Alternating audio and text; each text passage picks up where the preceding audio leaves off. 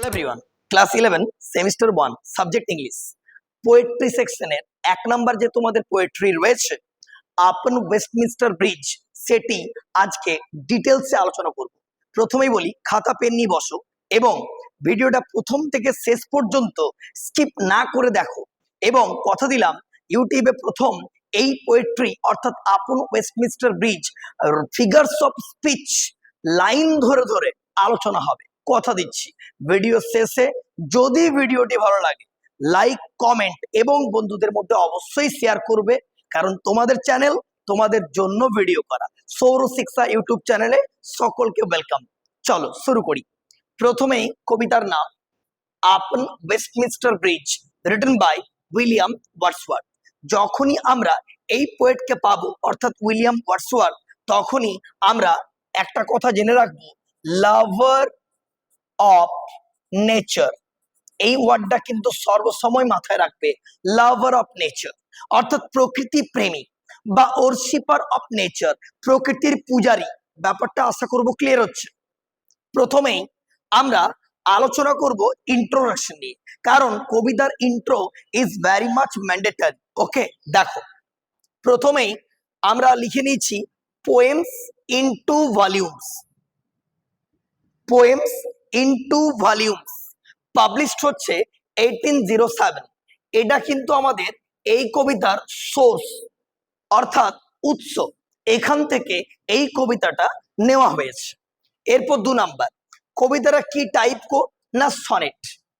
এই যে সনেট ওয়ার্ডটা একটা ইটালিয়ান ওয়ার্ড থেকে এসছে, সেটা হচ্ছে সনেটো, SONNETO। এই সনেটো যার অর্থ হচ্ছে আ লিটল সং, খুব ইম্পর্টেন্ট ফর ইওর নলেজ। ওকে, আচ্ছা, কবিতার স্পিকার কে গো না দ্য পোয়েট পারসোনা, অর্থাৎ কবি সত্তা বা কবির যে স্পিরিট সেটা। আচ্ছা, কোন শহরে আলোচনা হচ্ছে না লন্ডন সিটি। আচ্ছা, কবিতাটা কখন লেখা হচ্ছে না কবি তার বোন ডরোথি ওয়ার্ডসওয়ার্থের সঙ্গে যখন যাচ্ছিলেন কোথায় গো, ডোভার নামক জায়গায়। সেখানে একটা পোর্ট ওখানে, এবং সেখানে জাহাজে করে যাবেন কোথায় না ফ্রান্সে যাবেন। ঠিক সেই মোমেন্টে, আচ্ছা সময়টা বলা ভালো, সময়টা একটু জেনে রাখবে, আর্লি মর্নিং। কি বললাম? আর্লি মর্নিং, বা আমরা বলতে পারবো ডন টাইম অর্থাৎ ভোরবেলায়। তখন তিনি যাচ্ছিলেন কোন ব্রিজের ওপর দিয়ে না ওয়েস্টমিনস্টার ব্রিজের ওপর দিয়ে, এবং সেখান থেকে লন্ডনের যে একটা বিউটি সেটা দেখে তিনি কিন্তু মেসমারাইজড বা হিপনোটাইজড হয়ে গেছেন। এরপর তিনি যাচ্ছিলেন কিসে করে গো, হর্স ক্যারেজে করে যাচ্ছিলেন, ঘোড়ার গাড়ি। আচ্ছা নেক্সট, এটা সনেট তো বললাম, কি জাতীয় সনেট, পেত্রার্কা অর ইটালিয়ান বলতে পারো। সনেট নিয়ে আমরা একটা ভিডিও অলরেডি বানিয়েছি, যে sonnet is a short poem of 14 lines. It is divided into 2 types, Italian sonnet and English sonnet. Italian second name Petrarchan, English second name Shakespearean. ব্যাপারটা বোঝা গেল। Italian sonnet was popularised by Petrarch, so it is called as Petrarchan sonnet. English sonnet was popularized by William Shakespeare, so it is also called as Shakespearean sonnet. ব্যাপারটা বুঝতে পারছো কিনা? এই নিয়ে video description বক্সে লিংক দেওয়া রয়েছে, অবশ্যই সনেট নিয়ে ডিটেলস আইডিয়াটা নিয়ে চলে আসবে কবিতাটা পড়ার পর, এখন নয়। আচ্ছা, এরপর রাইম স্কিম কোনটা? রাইম স্কিম হচ্ছে ABBA ABBA CDC DCD। পরে নয়, এখনই জেনে নাও। তোমরা তোমাদের তো টেক্সটটা আছেই, প্রত্যেকটা লাইনের শেষ ওয়ার্ডটাকে দেখো। দেখো ফেয়ার, তাহলে ফেয়ারটা আমরা কি লিখলাম, এ। তারপর রয়েছে বাই, ঠিক আছে, বাই তো মিললো না। আচ্ছা, তাহলে কি হবে গো, বি। ম্যাজেস্টাই, তাহলে এখানে কি লিখবো আমরা, বি। আচ্ছা, তারপরে ওয়্যার, দেখো ফেয়ার ওয়্যার, তাহলে মিললো। আচ্ছা, বেয়ার, আবার লিখলাম কি, বি। আচ্ছা, লাই, লাই আবার কি লিখবো আমরা না লাই বাই, তাহলে বি। আচ্ছা, স্কাই, তাহলে আবার কি লিখবো, কার সঙ্গে মিলছে, বাই, তাহলে আবার বি। এয়ার ফেয়ার, তাহলে মিলে গেল, তাহলে ABBA ABBA। ব্যাপারটা বোঝা গেল। এবার আসছে CDC স্টিপ, দেখো ওপরে কারোর সঙ্গেই মিল নেই, তাহলে এটা আমরা কি লিখবো? সি। তারপর লিখছে হিল, তাহলে হিলটা কি লিখবো? ডি। তারপর ডিপ, স্টিপের সঙ্গে মিল, তাহলে কি লিখবো আমরা? সি। আবার উইল, হিলের সঙ্গে মিল, তাহলে কি লিখবো? ডি। অ্যাসলিপ, স্টিপ, তাহলে সি। স্টিল, হিল, তাহলে ডি। ব্যাপারটা বোঝা গেল? তাহলে প্রত্যেকটা লাইনের শেষ ওয়ার্ড ধরে ধরে তোমাকে রাইম স্কিমটা বানাতে হবে। আশা করবো ব্যাপারটা বুঝতে পেরেছো। নেক্সট, এটা কি মুডে লেখা হচ্ছে? মুড মানে হচ্ছে কবিতাটার যে কিরকম টিউন বা সুর রয়েছে, আমরা কি বলবো? ট্র্যাঙ্কুইল, অর্থাৎ শান্ত সুরে কবিতাটা লেখা হয়েছে। এরপর কবিতাটার অ্যাকচুয়াল বা অরিজিনাল টাইটেল কি? Composed upon Westminster Bridge, September 3, 1802. It is the original title of the poem. I think you got it. ব্যাপারটা বোঝা গেল? তাহলে what is the intro of the poem? The name of the poetry is Upon Westminster Bridge, written by William Wordsworth, lover of nature, worshipper of nature. The poem was firstly published in Poems in 2 volumes in the particular year 1807. Now, if I'm asking you that what is the type of the poem, the type of the poem is Italian or Petrarchan sonnet. Okay, what is the mood of the poem? The mood of the poem is tranquil. The mood of the poem is tranquil. Okay, and accompanied by his lovable sister called named Dorothy Wordsworth. ব্যাপারটা বোঝা গেল? and exceptional beauty of London city, এটা দেখে কবি কিন্তু মেসমারাইজড বা hypnotised হয়ে আলোচ্য কবিতাটা লিখেছেন। আশা করব ক্লিয়ার। এরপর আমাদেরকে এই কবিতাটা তো তোমরা সবাই পড়েছো বা পড়ছো, কিন্তু আমরা এই কবিতায় নতুনত্ব কি আনছি দেখো, ফিগারস অফ স্পিচ। আমরা প্রত্যেকটা লাইনে এটা কিন্তু আলোচনা করতে চলেছি। অবশ্যই ইন্ট্রোডাকশন খাতায় লেখা হয়ে গেছে, এরপর মেইন কবিতায় আমরা আসবো। তার আগে ইটালিয়ান সনেট তো বললাম 14 লাইনসের, বা যে কোনো সনেটই 14 লাইনসের। তাহলে দেখো প্রথমে রয়েছে 8 লাইনস, তারপর রয়েছে 6 লাইনস, তাহলে 8 লাইনকে আমরা বলবো অক্টেভ, আর 6 লাইনকে আমরা বলবো সেস্টেট। ব্যাপারটা বোঝা গেল? অক্টেভকে বাংলাটাও জেনে রাখতে হবে অষ্টক, আর সেস্টেটকে বাংলায় বলবো শতক। কবিতাটার পিডিএফটা আমি অলরেডি ডেসক্রিপশন বক্সে দিয়ে দিচ্ছি, অলরেডি ওখান থেকে ডাউনলোড করে নিও। এখানে বেঙ্গলি মিনিংটাও আমরা করে দিয়েছি তোমাদের সুবিধার জন্য। ওকে, চল এরপর প্রথমে আমরা অক্টেভ নেব। দেখো তাহলে কবিতাটার ব্যাকগ্রাউন্ডটা বোঝা গেল। কবি যাচ্ছেন ডোভার, সেখান থেকে যাবেন ফ্রান্স। যখনই ওয়েস্টমিনস্টার ব্রিজে পেরোচ্ছেন, অ্যাট দ্যাট মোমেন্ট ওর মিন হোয়াইল লন্ডনের যে এক্সেপশনাল বিউটি সেটা দেখে তিনি মুগ্ধ হয়ে গেলেন, গাড়ি থামিয়ে দিলেন, কবিতা লিখতে বসে গেলেন। তাহলে ফিলিংসটা বুঝতে পারছো? লাভার অফ নেচার কেন বলছি বুঝতে পারছো? Yes or no? তার সঙ্গে আছেন তার বোন ডরথি ওয়ার্ডসওয়ার্থ, আর এই কবিতাটার নাম ইনস্ট্যান্ট দেওয়া হয়েছিল আপন ওয়েস্টমিনস্টার ব্রিজ।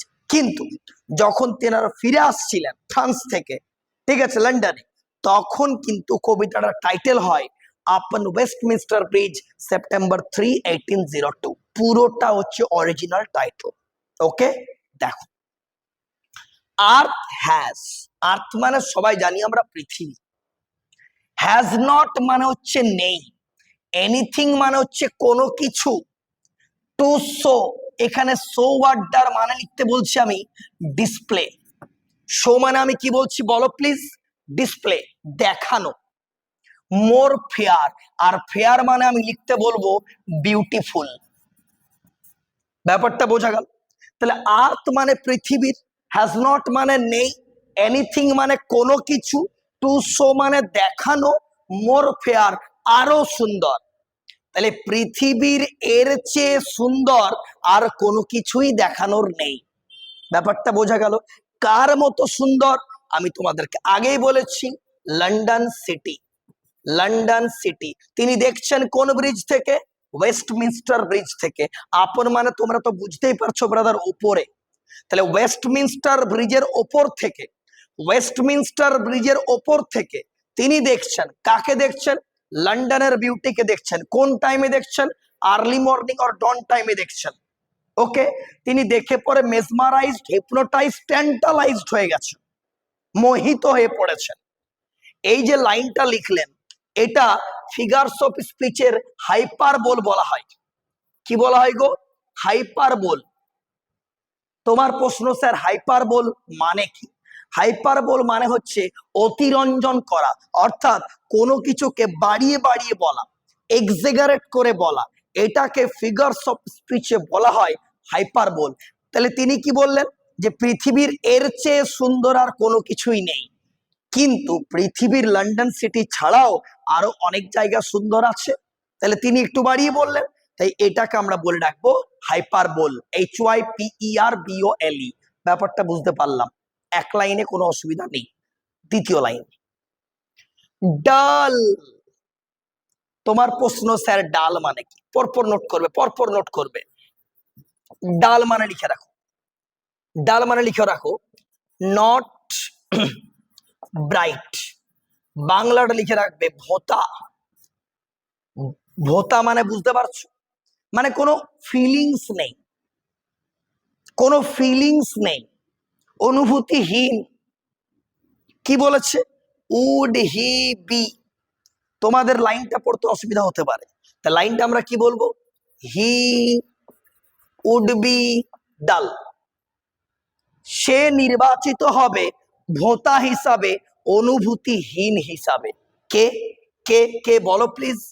হু। সেই ব্যক্তি। Could pass by, pass by মানে ইগনোর করাকে বোঝানো হচ্ছে। ধরো আমি পথিক, লন্ডন সিটি হচ্ছে এটা, ধরো আমি এখানে চলছি, তাকালাম, চলে গেলাম, মানে কিছু প্রশংসা করলাম না। তাহলে সেই ব্যক্তি যে লন্ডন সিটিকে এত সুন্দর দেখেও প্রশংসা না করে পেরিয়ে চলে যাবে, ইগনোর করে, অ্যাভয়েড করে, সেই ব্যক্তিকে বলা হবে ডাল, সেই ব্যক্তিকে বলা হচ্ছে ভোতা। কোন দিক থেকে? অফ সোল, মনের দিক থেকে।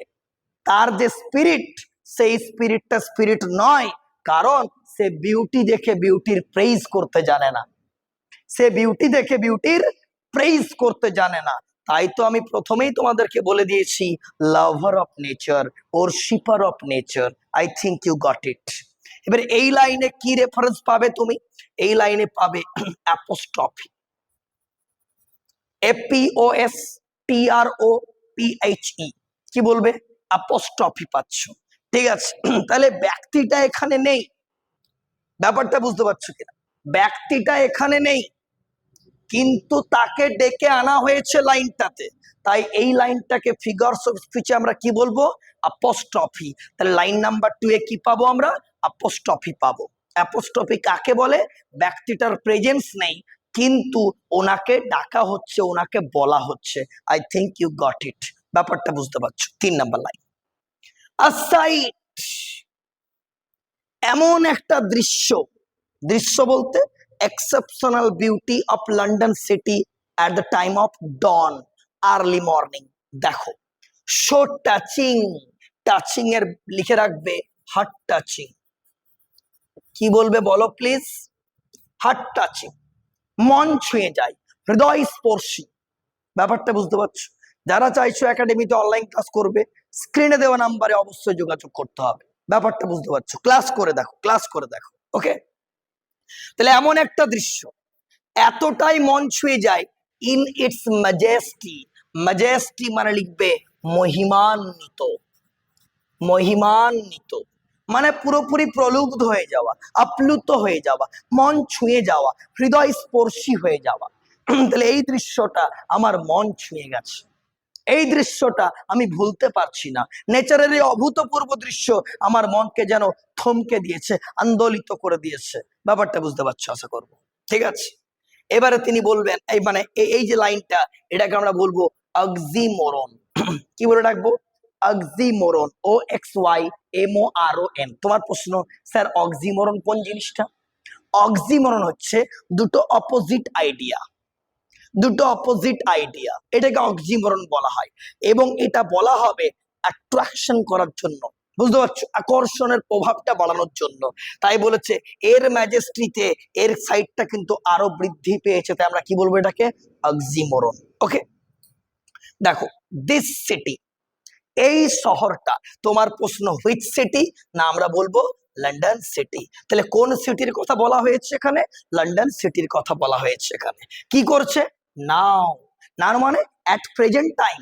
নাও বলতে বলো প্লিজ, অ্যাট প্রেজেন্ট টাইম, বর্তমান সময় কি হচ্ছে? ডথ। ডথ একটা আর্কাইক ওয়ার্ড, তার মানে লিখে রাখবে ডাজ, DOES। তাহলে এই সিটিটা, দিস সিটি, নাও এখন, এট প্রেজেন্ট টাইম, ডট মানে ডাজ।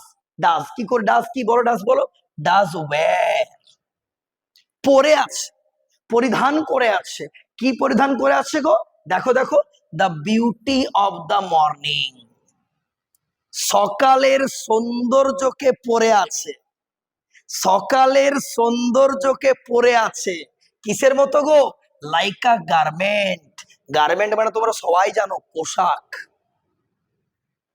তাহলে কিভাবে পড়তে হবে? I think you got it, বোঝাতে পারছি আমি যে দিস সিটি, এই শহরটা, নাও এখন, এখন বলতে, এখন বলতে বলো প্লিজ, এখন বলতে এই যে আর্লি মর্নিং, ডন টাইম, এটাকে তো আমরা কি করে রাখছি? এই যে নাও, এখন। তাহলে এই সিটি এখন ডট ওয়্যার, পরে আছে। কি পরে আছে বলো? The beauty of the morning, সকালের সৌন্দর্যকে পরে আছে। কার মতো? লাইক আ গার্মেন্ট, পোশাকের মতো, পোশাকের মতো পরে আছে। বুঝতে পারছো কিনা? তাহলে দেখো, দিস সিটি, লন্ডন শহরটা পরে আছে। এটা কি সম্ভব? শহরটা পড়তে পারবে? পারে না, পারে না। তাই এটার ফিগারস অফ স্পিচ হচ্ছে পার্সনিফিকেশন। কি বলবো? পার্সনিফিকেশন মানে এর মধ্যে জীবন নেই, বাট জীবন দিয়ে দেওয়া হচ্ছে। এই ধরনের লাইনকে আমরা কি বলে ডাকবো? পার্সনিফিকেশন। ব্যাপারটা বুঝতে পারছো আশা করব। চলো, তাহলে এই শহরটা পড়ে আছে। কি পড়ে আছে? না বিউটি অফ দ্য মর্নিং, সকালের সৌন্দর্য পড়ে আছে। কেমন লাগছে? সাইলেন্ট, নিস্তব্ধ। বেয়ার, বেয়ার মানে উন্মুক্ত বা খোলামেলা। চতুর্দিকটা কেমন লাগছে? নিস্তব্ধ। বেয়ার, বেয়ার মানে কি বলবো? উন্মুক্ত লাগছে, চতুর্দিকটা ফাঁকা, খোলামেলা, উন্মুক্ত লাগছে। ঠিক আছে, এই লাইনে যদি স্টপ করে দিই কেমন লাগবে? ভালো লাগবে না? নিশ্চয় তোমার মনে হবে পরে একটা লাইন অ্যাড হয়েছে। ইয়েস, এটাকে আমরা বলে ডাকবো এনজামমেন্ট। ENJUMBMENT, এনজামমেন্ট। ঠিক আছে, এনজামমেন্ট বলে ডাকবো। ব্যাপারটা বুঝতে পারছো কিনা? ঠিক আছে, ওকে। তাহলে গল্প যেটা হচ্ছে, এনজামমেন্ট মানে কাকে বলবো? লাইনটা শেষ হয়েছে কিন্তু তার পরের লাইনে কিছু মনে হচ্ছে অ্যাড হবে, সেটাকে আমরা বলে রাখবো এনজামমেন্ট। ওকে, কি কি রয়েছে বলো প্লিজ? শিপস, জাহাজগুলো রয়েছে। টাওয়ার্স, গম্বুজ, সরি, বড় বড় গির্জাগুলো রয়েছে বা বড় অট্টালিকাগুলো রয়েছে। ডোমস মানে কি বলবো? গম্বুজগুলি রয়েছে। থিয়েটার্স মানে জানো তোমরা অলরেডি, থিয়েটার্স, ঠিক আছে, সিনেমা। হ্যাঁ, টেম্পলস, মন্দিরগুলো। লাই, লাই মানে সিচুয়েট, অবস্থান করে আছে। লোকেট, রয়েছে ওখানে। ঠিক আছে, কোথায় রয়েছে? ওপেন, খোলামেলা রয়েছে। কোথায়? ইনটু দ্য ফিল্ডস মানে খোলা মাঠের ওপর রয়েছে। অ্যান্ড টু দ্য স্কাই, আকাশের নিচে রয়েছে। তাহলে দেখো আগের লাইনটাতে, দেখো এই একটা টি পেয়েছো, এই এক টি, টি, টি, এতগুলো টি পেয়েছো মানে কি? টিটার অনেক ব্যবহার রয়েছে। এই যে টিটা, টিটা কি বটে? কনসোনেন্ট বটে। তাহলে অনেকগুলো কনসোনেন্ট যদি ব্যবহার হয়, সেই ফিগারস অফ স্পিচকে আমরা কি বলে ডাকবো? কনসোনেন্স বলে ডাকবো। কি বলে ডাকবো? কনসোনেন্স। কেন কনসোনেন্স বলছি? কারণ যে কনসোনেন্ট রয়েছে টি, সেটা অনেকবার ব্যবহৃত হয়েছে, তাই এটাকে আমরা কি বলবো? কনসোনেন্স। দেখো, open আনটু the fields and to the sky. ঠিক আছে, খোলা মাঠের নিচে রয়েছে, আকাশের নিচে, যেটাকে আমি আমার পঞ্চ ইন্দ্রিয়, চক্ষু, কর্ণ, নাসিকা, জিহ্বা, ত্বক, সেটা দিয়ে উপলব্ধি করতে পারবো। তাই এই লাইনে একটা স্পেশাল ফিগারস পাবো, সেটার নাম হচ্ছে ইমেজারি। কি বলে ডাকবো? ইমেজারি। এই ইমেজারিটা পাবো এই লাইনে। দেখো কি বলেছে? অল ব্রাইট, সব কিছু চকচক, অল গ্লিটারিং, সব কিছু ঝকঝকে লাগছে, ইন দি স্মোকলেস এয়ার, ধোঁয়াহীন বাতাসে। তাহলে কতগুলো জিনিস দেখো পাশাপাশি রয়েছে। ব্রাইট, ব্রাইট মানে উজ্জ্বল, গ্লিটারিং মানে আরো একটু বেশি উজ্জ্বল, ধোঁয়াহীন মানে আরো একটু বেশি উজ্জ্বল করে দিচ্ছে। পাশাপাশি অনেকগুলো ওয়ার্ড অ্যাডজেক্টিভস বসলে সেটাকে আমরা বলবো জাক্সটা পজিশন। কি বলে ডাকবো? জাক্সটা পজিশন, জাক্সটা পজিশন। ব্যাপারটা বুঝতে পারছো? তাহলে এই গেল আমাদের প্রথম অক্টেভ বা 8 লাইন। তাহলে 8 লাইনের মধ্যে জিস্ট কি পেলে? The theme of the poem is exceptional beauty of London city. What I am telling? exceptional beauty of London city. And what is the type of the poem? Definitely it is called as sonnet. And what is sonnet? Sonnet is a short poem of 14 lines. And what is the actual sonnet means?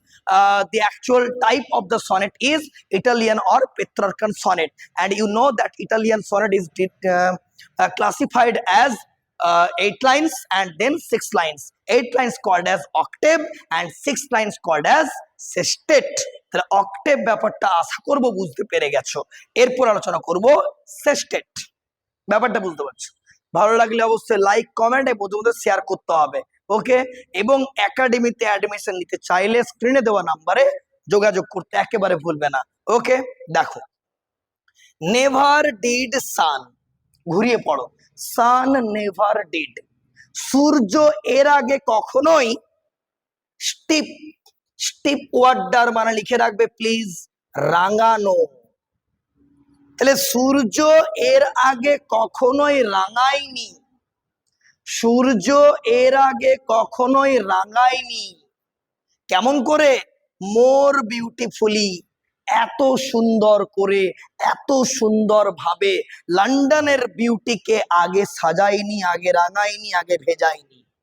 এই প্রথমবার আমি দেখে আমি মেসমারাইজড, আমি দেখে আমি টেন্টালাইজড, আমি দেখে আমি hypnotized, আমি পুরো মোহিত হয়ে পড়েছি। I have no words to describe the particular scenario of London city because I was totally mesmerized, I was totally hypnotized, I was totally tantalized. I have no words to describe it. It is indescribable, it is unmanageable, it is uncontrollable, it is insoluble. কেসটা clear হচ্ছে কিনা? ব্যাপারটা বোঝার চেষ্টা করো। দেখো, তাহলে বলছে, তাহলে এই লাইন দেখো, একটা ফিগার পাচ্ছি আমি, কি বলো বলো বলো বলো, পারসনিফিকেশন। কারণ সূর্য কখনো রাঙাতে পারছে ঠিক কথা, বাট সূর্যকে এখানে লিভিং বিং হিসাবে পারসনিফাই করা হচ্ছে, তাই এটাকে আমরা কি বলে ডাকবো? পারসনিফিকেশন বলে ডাকবো। ব্যাপারটা বুঝতে পারছো? ইন ইজ ফার্স্ট স্প্লেন্ডার, এর প্রথম আভায়, এর প্রথম কিরণে, দেখো হিজ ওয়ার্ডটা দেওয়া হয়েছে, তার মানে এখানেও পারসনিফাই করা হচ্ছে অ্যাজ আ হিউম্যান বিং, তাই এটাও হচ্ছে আমাদের পারসনিফিকেশন। ব্যাপারটা বুঝতে পারছো কিনা? কোন তিনটে জায়গাকে রাঙিয়েছে ভালো করে সূর্য মোর বিউটিফুলি? লিস্ট করো। ভ্যালি, উপত্যকাকে, রক, পাথর বা শিলাকে, হিল, পাহাড়গুলিকে ভালো করে রাঙিয়ে দিয়েছে। তাহলে সূর্যকে আমি হিউম্যান বিং হিসাবে পারসনিফাই করছি, তাহলে এখানে হচ্ছে এটা পারসনিফিকেশন। দুটো লাইনই পারসনিফিকেশন। দেখো, অবশ্য প্রথম লাইনে একটু হাইপার বলো আছে, ঠিক আছে? Never saw I, I never স, ঘুরিয়ে পড়ো, আমি কখনো দেখিনি, আমি কখনো দেখিনি এটা। Never felt, that means I never felt, আমি কখনো অনুভবও করিনি। এই বিউটিকে আমি কখনো দেখিনি, এই বিউটিকে আমি কখনো অনুভবও করিনি। আকাম, এত শান্ত, কাম বলতে এই যে ট্র্যাঙ্কুইল, এত শান্ত, সো ডিপ, এত গভীর শান্ত, কখনো দেখিনি। একটু বাড়িয়ে বলা হলো, তাই না? তাই এটাকে আমরা বলবো হাইপারবোল। কি বলে ডাকবো বলো প্লিজ? হাইপারবোল, একটু এক্সাগারেট, অতিরঞ্জন করা। দা রিভার, নদীটা। তোমার প্রশ্ন, কোন নদীর কথা বলা হচ্ছে? লিখে রাখবে প্লিজ, টেমস রিভার। ব্র্যাকেটে লিখে রাখবে স্লো মুভিং, আস্তে আস্তে প্রবাহিত নদী, কি নাম? Thames river. Thames river popular river, ঠিক আছে। গ্লাইডেট, গ্লাইডেট মানে লিখবে বয়ে চলেছে, প্রবাহিত হতে চলেছে, at his own sweet will, নিজের ইচ্ছা মতো বয়ে চলেছে। দ্যাট মিনস নদীটাকে বলা হলো নদীটা কারোর উপর ডিপেন্ড করে না চলার জন্য, নদীটা নিজে নিজে প্রবাহিত হচ্ছে, ওন সুইট উইল। তার নদীটা খুব ফ্রিডমে আছে, স্বাধীনতা পেয়েছে, ও খুব ভালো আছে। নদীটা কোন নদীটা বলো প্লিজ? Thames river. কেমন নদী? Slow moving river. I think you got it. Glided মানে প্রবাহিত হওয়া, বয়ে চলা, আরামসে বয়ে চলেছে। নিখুঁত বর্ণনা, মাইনুয়েট ডিটেলস রয়েছে এখানে। দেখো ডিয়ার গড, ও বলতে ভুলে গেলাম, দেখো রিভার বলছে বয়ে চলছে, এখানে কি বলছে? The river glided at is on sweet will, নদীটা তো বয়ে চলেছে, প্রবাহিত হচ্ছে তার নিজের স্বাধীন মতভাবে। এই লাইনে রিভারকে পার্সনিফাই করা হচ্ছে, তাহলে ডেফিনেটলি এটাও কিন্তু পার্সনিফিকেশন। এবার তিনি বলছেন ডিয়ার গড, হে ঈশ্বর, দ্য ভেরি হাউসেস, প্রত্যেকটা গৃহ, প্রত্যেকটা বাড়ি, সিম, সিম মানে লিখবে অ্যাপিয়ার বা মনে হওয়া, অ্যাসলিপ মনে হচ্ছে যেন ঘুমিয়ে রয়েছে, প্রত্যেকটা বাড়ি যেন ঘুমিয়ে রয়েছে এই সময়, আর্লি মর্নিং। তাহলে গড তো এখানে নেই, তাহলে অ্যাবসেন্স রয়েছে গড, তবু এখানে কম্পারিজন করা হচ্ছে বা নিয়ে আসা হচ্ছে। তাহলে এই লাইনেও আমরা কি পাচ্ছি? অ্যাপোস্ট্রফি পাচ্ছি। কি পাচ্ছি বলো please? Apostrophe. and all that mighty heart, আর এই যে শক্তিশালী হৃদয়, সেই সময় পপুলার দেশ ছিল কোনটা? সব থেকে শক্তিশালী ছিল ইংল্যান্ড। এবং ইংল্যান্ডের যে প্রাণভোমরা বা প্রাণকেন্দ্র ছিল সেটা হচ্ছে লন্ডন। সেও কিন্তু লাইং, শুয়ে রয়েছে, স্টিল, এখনো পর্যন্ত। দেখো একটা এক্সক্লেম দেওয়া আছে, কবি যেন বিস্মিত হয়ে গেছেন, অবাক হয়ে গেছে, এইরকম একটা বিউটি উপভোগ না করেও তারা কিন্তু এখনো ঘুমিয়েই রয়েছে। হে ঈশ্বর, হে ভগবান। তাহলে এই লাইনও আমরা কি পেয়ে গেলাম গো? এই লাইনও পেয়ে গেলাম অক্সিমোরন। ব্যাপারটা বোঝা গেল? তাহলে এইটা হলো আমাদের সেস্টেট। তাহলে আশা করব পুরো কবিতাটা তোমরা কিন্তু বুঝতে পেরে গেছো। নতুন হয়ে থাকলে subscribe and hit the bell icon. তোমাদের চ্যানেল, তোমাদের জন্য ভিডিও করা। এরপর আমরা একে একে সব টেক্সটগুলো আলোচনা করব।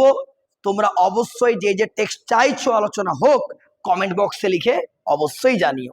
আর ভিডিওটা শেষ পর্যন্ত দেখার জন্য thank you very much. Wish you all the very best. আর আমাদের একাডেমিতে আর্টস গ্রুপের সমস্ত বিষয়ে গাইডলাইন দেওয়া হয়ে থাকে। ডিটেলসে জানার জন্য হেল্পলাইন নাম্বারে যোগাযোগ করতে হবে। ওকে, টাটা।